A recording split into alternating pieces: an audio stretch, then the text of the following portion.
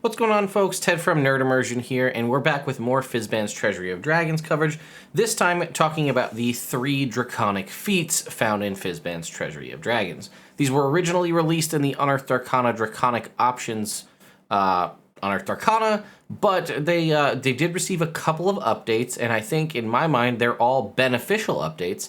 The only one that wasn't changed was the Chromatic Dragon one, and in my mind, that's the weakest one in the first place, which is kind of a bummer. But I will say, hey, if you like what I do here and you like Nerd Immersion, the channel, the coverage, all this kind of stuff, consider subscribing if you haven't. And, you know, if you like this and you think your friends might like it, maybe share it with them too. It's up to you. I'm trying to hit 100,000 subscribers. I'd like to by the end of the year. I was hoping by early December for PAX Unplugged. Who knows? All right, so let's go ahead and dive in. We have it right here in front of us. This is in the character creation section. The 3 feats are all gift of the X type of dragon, and they grant you a specific kind of benefits. So I looked through we have the Unearthed Arcana here on the secondary tab just to look, but the Chromatic one is exactly the same for both. You got Chromatic Infusion. As a bonus action, you can touch a simple or martial weapon and infuse it with one of the following damage types: acid, cold, fire, lightning, or poison. For the next minute, it deals an extra d4 damage of that chosen type when it hits. After you use this bonus action, you can't use it again until you finish a long rest. This has always been, I don't know, I think it kind of sucks, especially because it's a d4. There are simple first level spells that can do this, and they at least have the opportunity to be upscaled. Like the one that comes to mind is Divine Favor, which adds a d4 radiant damage, which is way less resisted than any of the type of damages listed here. It is a first level spell, and it is concentration, so that might be some of the trade-off, but that can be upcast, I believe, and you can add other people onto that, I think. But either way, a d4 damage, not a lot. And then the other option here is reactive resistance. When you take acid, cold, fire, lightning, or poison damage, you can use your reaction to give yourself resistance to that instance of damage, and you can use this proficiency bonus times per long rest. Now again, Absorb Elements is a spell that exists in the game that lets you get resistance to a type of damage, elemental damage as listed there, and then it also gives you a damage benefit on your next attack, which I think starts at a d6. So right out the gate, that's sort of the benefit of both of these, but it takes the same reaction to trigger it. Granted, the extra damage from Absorb Elements is only one instance on the next turn, but it's also a lot more usable because you can use it in, you know, essentially as long as you have spell slots. I will say that the benefit of both of these is neither of them requires concentration, and neither of them are quantified as spells. So one, they'd be immune to counterspell, but they'd also work in anti-magic fields, and probably most importantly, which I see probably a lot of these, because a lot of people seem to be suggesting Dragonborn Barbarians as class or character classes they want to do, or combinations. While raging, because these aren't quantified as spells, you can use these while you're raging. All right, next up we have Gift of the Gem Dragon, which is the only one that is a half feat. If I ever reference a half feat in the past or in the future, a half feat is a feat that gives you a +1 to an ability score improvement. I don't know why people call it that. I guess it's because it's half. It'd really be more of like a half ability score increase. But anyway, it gives a +1 to intelligence, wisdom, or charisma. Now, originally, I was really bummed out about it. I really liked it, and then I read into it a little more, and it kind of bummed me out because it was...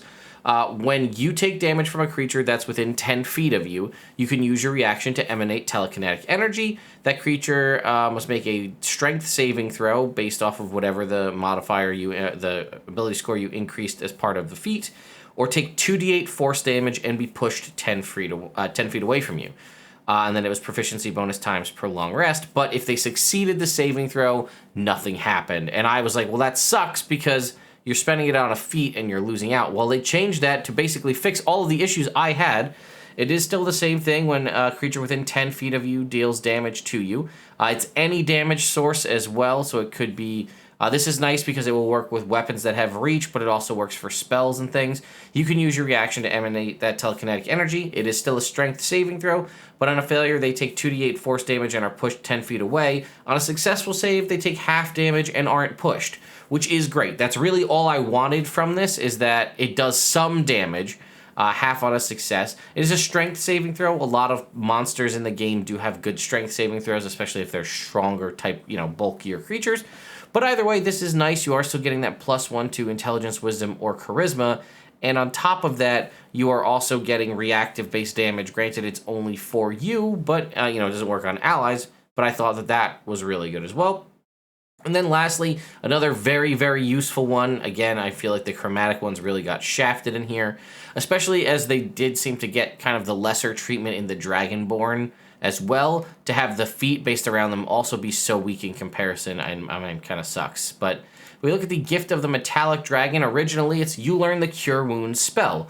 It also is nice because it benefits from all of the new language regarding feats or class features and things that give you spells.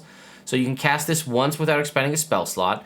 Once you cast a spell in this way, you can't do so again until you finish a long rest. But it also has the lovely language that they've added in for all of these that I like. You can also cast this spell using any spell slots you have. The spell casting ability for it is Intelligence, Wisdom, or Charisma. When you cast, you choose this when you get the feat.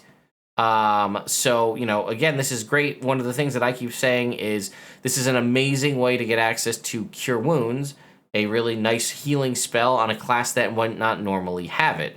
So this could be for a non-divine soul sorcerer or any other kind of sorcerer, a warlock. This could be a way to give Cure Wounds to your bard and have other benefits to it.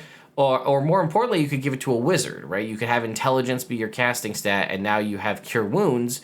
And again, because you can cast it with any spell slots you might have, this gives you access to that as a wizard. Well, again, it's just the one spell, but that could be, a make or break when it comes to things you can do in combat. Again, you could put this on, say, another sorcerer, like, say, an Aberrant Mind sorcerer, which is pretty strong, and then it has the benefits of you can still use meta magic and things on it, which is pretty neat.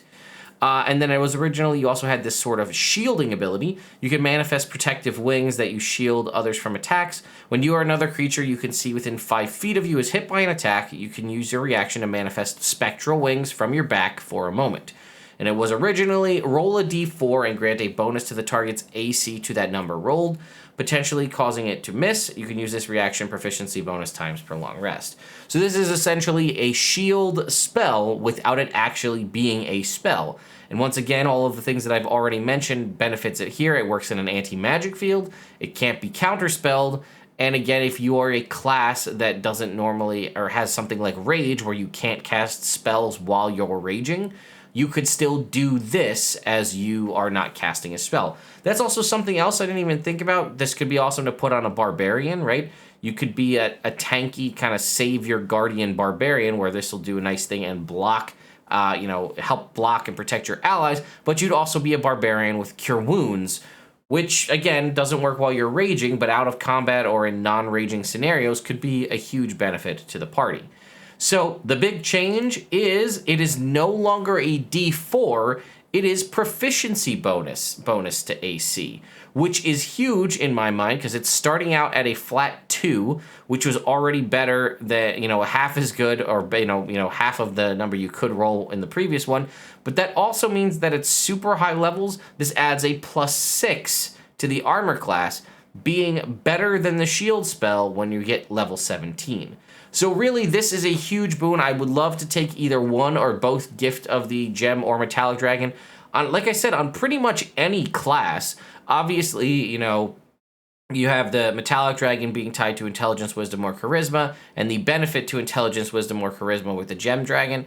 But thankfully, most classes will have a use for one of the 3 mental stats. Everyone will typically use Wisdom in some format, as it does keyword perception and Wisdom saving throws are based on. But yeah, I really, really like these improvements. The Gem Dragon having the half damage on a success is huge, and the changing from a D4 to proficiency bonus, I think, is a large boon in the long run. Now, again, you could argue that at early levels, the D4 could be better because you have the opportunity to roll a 3 or a 4, but you also have the opportunity to roll a 1, and this is automatically better than that based on that. So I very much like these. There could be a lot of fun things you could do with building this out for certain different classes. Again, for example, Gift of the Metallic Dragon could be something you could put on, you could obviously put it on a cleric. I think it could work really nicely on a paladin, the protective wings ability kind of fitting into the sort of paladin motif. And obviously, if it being dragons, you could make it be a paladin of Bahamut or something along those lines. So thank you all so much for watching. We will continue on with our Fizban's Treasury of Dragons coverage. Next, we'll probably move into the Dragon Magic section, where we'll talking off first on the new spells, then we'll move into the different concepts of the new magic items, horde magic items, draconic gifts, and then we'll start to move into more of the dragon coverage itself as we go on before we ultimately end with all of the new creatures included in the book. There's a lot of stuff here that I want to talk about, and there's a couple other videos I'll probably make in between, like some things that really bum me out, specifically about the lore-related stuff that kind of was a bummer. And yeah, we'll continue on. So be sure to stay tuned to the channel. And as I've said before, you can turn on your notifications bell, but a lot of my viewers have said it's more informative to be subscribed or be a member to the Nerd Immersion Discord. It seems like the notifications come through a lot faster on Discord and are more reliable than using the YouTube notification bell. But you take your pick on what you want to do. So thank you all so much for watching, and I'll see you next time.